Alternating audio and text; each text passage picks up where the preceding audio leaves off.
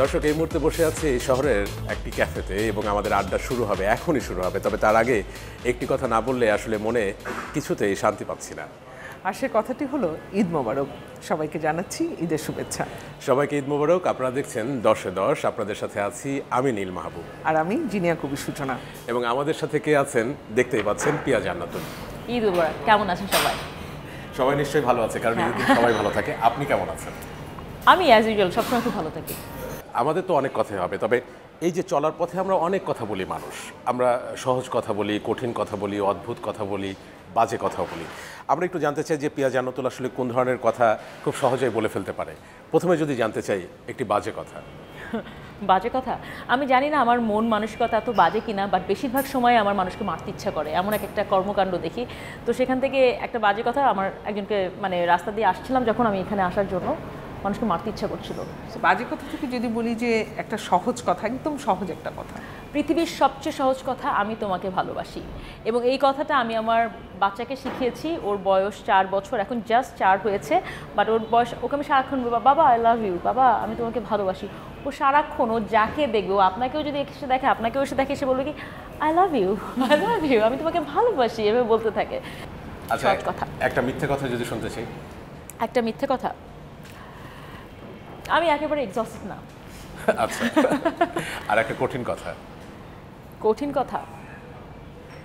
কঠিন কথা হচ্ছে জীবনে চলার প্রত্যেকটা পথই খুব কঠিন, বাট কঠিন পথটিকে যদি সহজভাবে যে অ্যাডাপ্ট করে নিতে পারবে, সেই কঠিন পথটিকে সহজ করে নিতে পারবে। That's very important. তো যে এই যে এত কথা আমরা বলি, সহজ কথা বলাটা কি সহজ নাকি খুব কঠিন?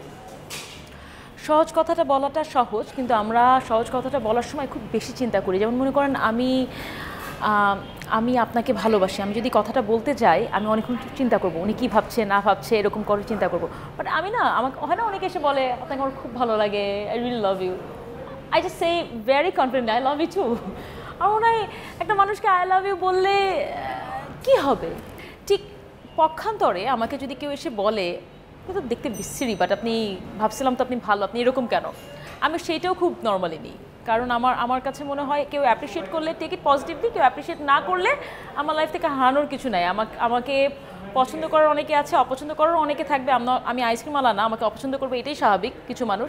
So we have to, I know who I am, so I really don't care.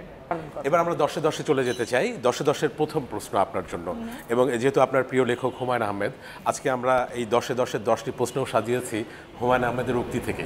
আচ্ছা, প্রথম যে প্রশ্নটা সেটা হচ্ছে যে অধিকাংশ মানুষ কল্পনায় সুন্দর, হুমায়ুন আহমেদ বলছেন, অথবা সুন্দর দূর থেকে, কাছে এলে এই আকর্ষণ কমে যায়। মানুষও একই, কারো সম্পর্কে যত কম জানা যায় সে তত ভালো মানুষ। আপনি কি একমত? এটার থেকে সত্যি কথা অন্য কোনো কিছু হতে পারে না, ট্রাস্ট মি। মানে আমি যদি প্রথম দিয়ে বলি, হুমায়ুন আহমেদের যখন আমরা শুভ্র ক্যারেক্টারটা পড়েছি বা যখন রূপাকে দেখেছি, তখন মনে হচ্ছে আসলে এর থেকে সুন্দর হতে পারে না। আই এম সো সরি, বলা উচিত না, আমি রিয়াজ ভাইকে দেখে খুবই খুবই কষ্ট পেয়েছি। শুভ্র এরকম না, শুভ্র অনেক অনেক অনেক সুন্দর হবে। কল্পনা শুভ্র অনেক সুন্দর, অনেক সুন্দর। আর দ্বিতীয় কথা, আমি থাকে না কিছু মানুষের প্রতি ফ্যাসিনেশন থাকে, যে সেটা ছেলে হতে পারে, মেয়ে হতে পারে, একটা ব্যক্তি হতে পারে। আপনি যত কাছে আসবেন, সবসময় তো ভালো খারাপ মিলেই একটা মানুষ, রাইট? আপনি যত তার কাছে আসবেন, তত আপনার মনে হবে কি না, কাছে আসা আমার উচিত হয়নি, দূর থেকে ভালো না। এটা খুবই সত্যি কথা। হুমায়ুন আহমেদ বলেছেন, দুঃসময়ের কোনো অপমান গায়ে মাখতে হয় না। আপনার দুঃসময়ের কথা? আমি দুঃসময়ের কোনো অপমান কখনো ভুলি না, বাট আমি মনে রাখি। মনে রাখার সাথে সাথে আমি সেই মানুষগুলো যারা আমাকে সেরকমভাবে কষ্ট দিয়েছে বা সেরকমভাবে আমাকে হার্ট করেছে, আমি তাদের সাথে আরও সুন্দর করে কথা বলি। I think that's the biggest slap you can give anyone. আপনি যদি ঝগড়া করেন, আপনি যদি পক্ষান্তরে তাকে অপমান করেন, শোধবাদ হয়ে গেল, আমি শোধবাদ হতে চাই না, আমি তাকে ওটা দিয়ে রাখতে চাই যে না, you should have that guilty feelings, যে আপনি আমার সাথে যেটা করেছেন দ্যাট ওয়াজ নট, যাতে তাদের আত্মোপলব্ধিটা হয়। তার মানে প্রিয় লেখকের এই কথার সাথে আপনিও একমত না, এবং আমরাও আসলে একমত হতে পারছি না। হুমায়ুন আহমেদ স্যার তো মানে মানুষের থেকে বিয়ন্ড ম্যান, মানে উনি তো অনেক ভালো, বাট আমরা তো সাধারণ মানুষ, আমরা তো মাখবই, আমরাও গায়ে মাখবই।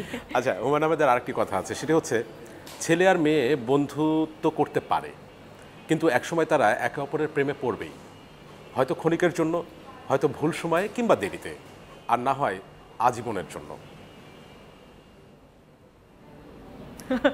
মেবি সত্যি কথা জানি না, বাট আমার তো অনেক ছেলে ফ্রেন্ড আছে। হ্যাঁ, আমার মনে হয় একটা বাউন্ডারি না থাকলে সেক্ষেত্রে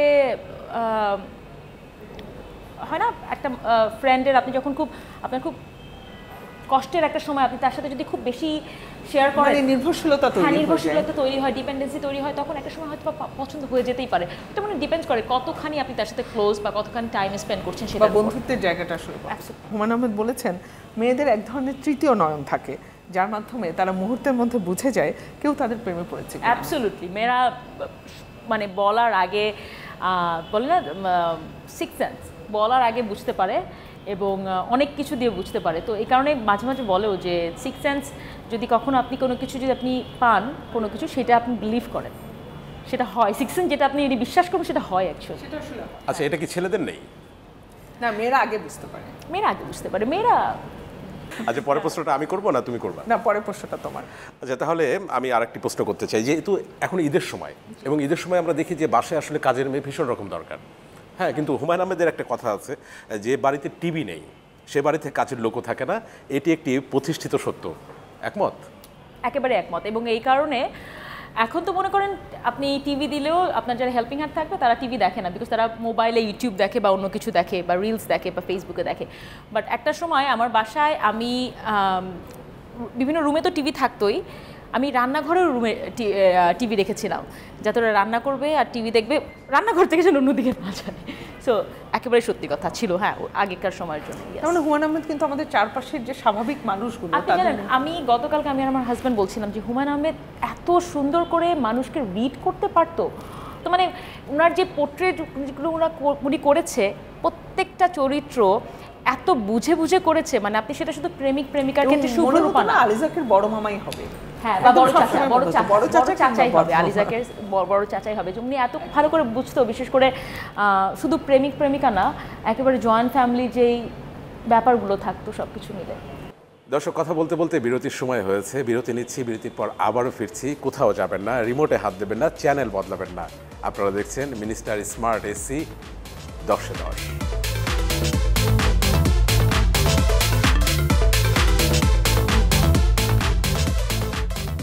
আমরা বিশ্বাস করি আপনারা আমাদের সাথেই ছিলেন। আরও একবার স্বাগত মিনিস্টার স্মার্ট এসি 10-10 অনুষ্ঠানে। আপু, বোঝাবুঝির প্রশ্নে আমি হুমায়ুন আহমেদের আরেকটি উক্তি বলতে চাই যে মেয়েদের বোঝা খুব সহজ নয়। যদি কেউ সত্যিই কোনো মেয়েকে পুরোপুরি বুঝতে চায় তাহলে হয় সে পাগল হয়ে যাবে, নয়তো তার প্রেমে পড়ে যাবে। হ্যাঁ, প্রেমে পড়লে খারাপ কি? প্রেমে পড়লে তো ভালো।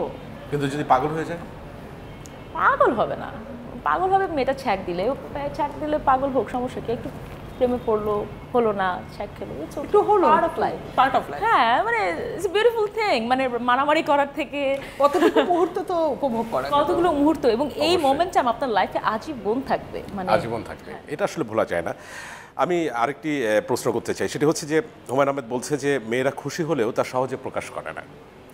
একবার এক মেয়ে ইন্টারমিডিয়েটের প্রথম হয়েছিল, আমি জিজ্ঞেস করলাম খুশি তো? সে ঠোঁট উল্টে বলল, বাংলা সেকেন্ড পেপারে এত কম নাম্বার পেয়েছি, মার্কশিট দেখে কেঁদেছি। আমি জানতে চাই যে মেয়েরা খুশি হলেও কি আসলে প্রকাশ করতে চায় না? আর যদি না চায়, আপনি যদি একমত হন, তাহলে কেন চায় না? আমি এক একটা মেয়ে তো এক এক রকম হবে, বাট আমার মনে হয়, আমি যদি আমার কথা বলি, আমি সবটুকু প্রকাশ করতে হয় না, কিছুটা রেখে দিতে হয় নিজের জন্য। কারণটা সো একটু গোপন রহস্যটা আমরা জানতে চাই। আপনি যদি সবকিছু বলেই দেন, আপনার চার্মটা নষ্ট হয়ে গেল। ঠিক ওরকম ভাবে আপনি যদি আপনার প্রিয় মানুষটার খুব কাছে আসেন, আপনি ওই চার্মটা নষ্ট হয়ে যায়, বিকজ আপনি আসলে সবকিছু জেনে গেলেন। কিছু জিনিস সিক্রেট রাখা বেটার। তন্দ্রা বিলাসী হুমায়ুন আহমেদ বলেছেন, ভোরবেলা মেজাজ মোটামুটি ভালো থাকে, বেলা বাড়ার সাথে সাথে খারাপ হতে থাকে, বিকালবেলায় মেজাজ সবচেয়ে বেশি খারাপ হয়, সন্ধ্যার পর আবার ভালো হতে থাকে। এটা সাধারণ নিয়ম। আপনার ক্ষেত্রেও কি এটা? না, আমার সকাল থেকে খারাপ হওয়া স্টার্ট করে এবং খারাপ হতেই থাকে, ওটা ভালো হয় না, ওটা অ্যাকচুয়ালি ঘুমানোর পরে ভালো হয়। ঘুমানোর কথা যখন বললেন, সেটার সাথে সম্পর্কিত আমি আরেকটি কথা বলতে চাই যে হুমায়ুন আহমেদ বলছে যে ঘুমাবার আগে আয়নায় নিজেকে দেখার বাসনা সব তরুণীর মনেই থাকে। আমি আয়নায় নিজেকে দেখতে খুব একটা চোখে, মানে যখন দরকার হয় কাজল টাজল দিচ্ছি তখন, বাট আমি দেখতে একেবারেই ইয়ে করি না, বিকজ আমি দেখলেই আমি অনেক খুঁত পাই নিজের মধ্যে। হয়তো বা আমি এত মেকআপ করেছি, এত শুটিং করেছি, আমার দেখতেই হয় হয়তো, বা সেই কারণে হয়তো আমার দেখার প্রবণতা কম হতে পারে। হতে পারে আপু, এটা হতে বাট পারে। বেশিরভাগ মানুষের মধ্যে আছে। বেশিরভাগ মানুষের মধ্যে আছে। আপু আরেকটা কথা বলতে চাই, এটা নীলকে যদি আমরা ভদ্র ছেলে বলি, তাদের জন্য হুমায়ুন আহমেদ এটি বলেছে, ভদ্র ছেলেদের জন্য মেয়েদের মনে কখনো প্রেম জাগে না, যা জাগে সেটা হলো সহানুভূতি। আমি পড়েছি, প্রত্যেকটা লাইনই পরিচিত, তো এই কারণে হাসি পাচ্ছে। এই মুহূর্তে কি আপু নীলের জন্য আপনার সহানুভূতি হচ্ছে না প্রেম? না, আমি সহানুভূতি না, আমার প্রেমই হয়।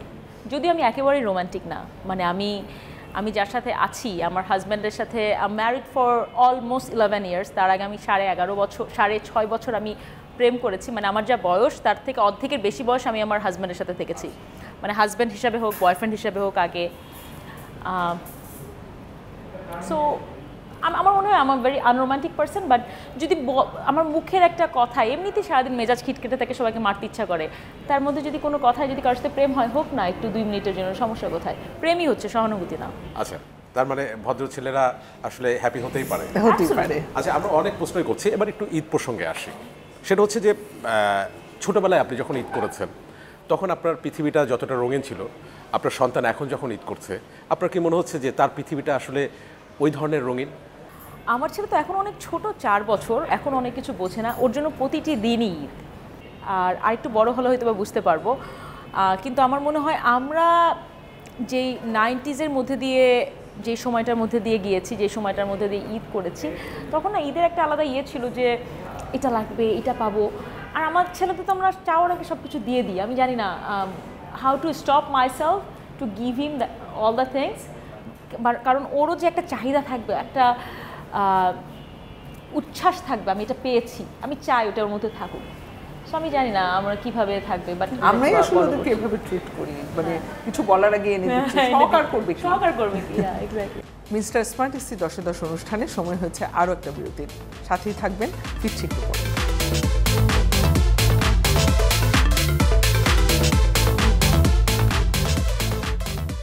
দর্শক, আবারও ফিরলাম, আবারও আড্ডা শুরু হবে। আপনারা দেখছেন মিনিস্টার স্মার্ট এসি 10-10।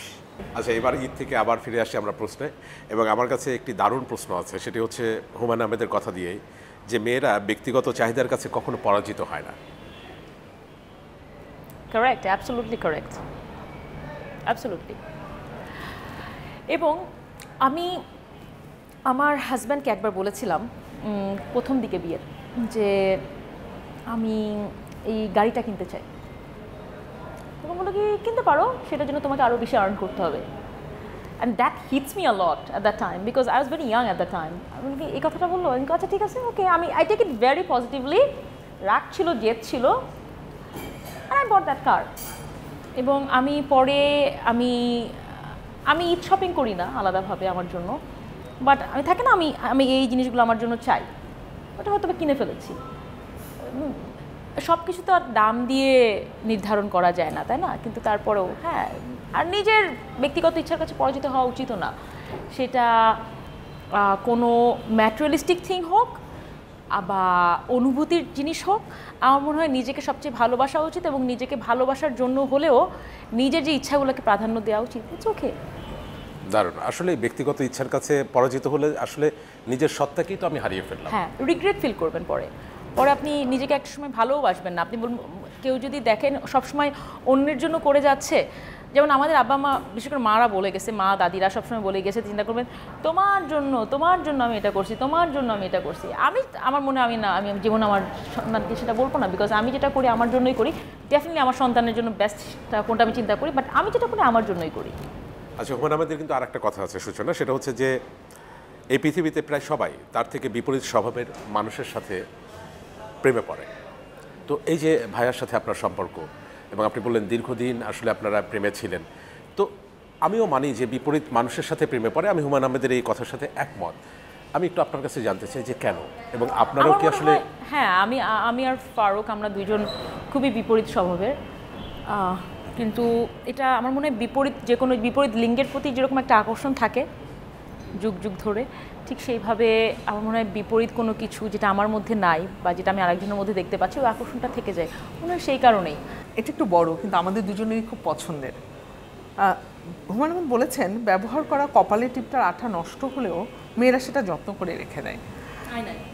একজোড়া কানের দুলের একজোড়া কানের দুলের একটা হারিয়ে গেলেও অন্যটা ফেলে না। পুরাতন শাড়িটা কিংবা ভাঙা চুড়িটা কাজে লাগবে না জেনেও তুলে রাখে, কারণ হলো মায়া। মেয়েরা মায়ার টানে ফেলনা জিনিসও ফেলে না। অসংখ্য কষ্ট যন্ত্রণা পেয়েও মেয়েরা মায়ার টানে একটা ভালোবাসা, একটা সম্পর্ক, একটা সংসার টিকিয়ে রাখতে চায়। এই জন্যই মেয়েরা মায়াবতী, আর মায়াবতীর কোনো পুরুষবাচক শব্দ নেই। এটা কি জরুরি? অ্যাবসোলুটলি। হুমায়ুন আহমেদ স্যারের কথা সবসময় ভালো লাগে।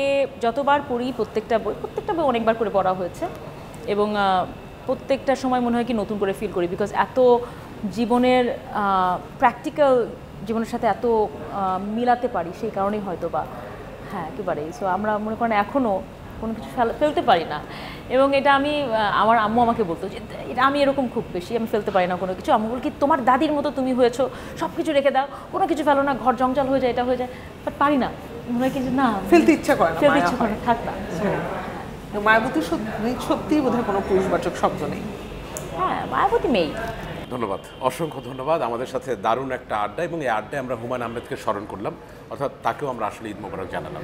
অ্যাবসলিউটলি। এবং আমি ছোট করে একটা জিনিস শেয়ার করি। অবশ্যই। আমি যখন প্রতি রাতে ঘুমাতে যাই, হুমায়ুন আহমেদের প্রত্যেকটা গল্পর যে অডিও বুকগুলো থাকে আমি কিন্তু এখনও শুনে শুনে ঘুমাতে যাই, এবং প্রত্যেকবার মনে হয়, প্রতিদিন মনে হয় নতুন কোনো একটা গল্প শুনতে পাচ্ছি। Every single day, that's my every single day life. স্যারের জন্য অনেক অনেক ভালোবাসা একেবারে মন থেকে। এ কারণেই আসলে সে কথার জাদুকর। দর্শক, আমরা কথা বলছিলাম, আড্ডা দিচ্ছিলাম, আমাদের আড্ডা এই মুহূর্তে ভঙ্গ হচ্ছে, আমরা শেষ করব। তবে শেষ করবার আগে যে কথাটি বলতে চাই, আমরা সবসময় সহজ কথা বলতে চাই। আমরা অনেক কথা বলি, কিন্তু এই ঈদে আমাদের এই প্রতিজ্ঞা হোক যে আমরা সহজ কথা বলবো। এবং সেই সহজ কথায় আরও একবার আপনাদের সবাইকে ঈদের শুভেচ্ছা জানিয়ে আজকের মতো বিদায় নিচ্ছি।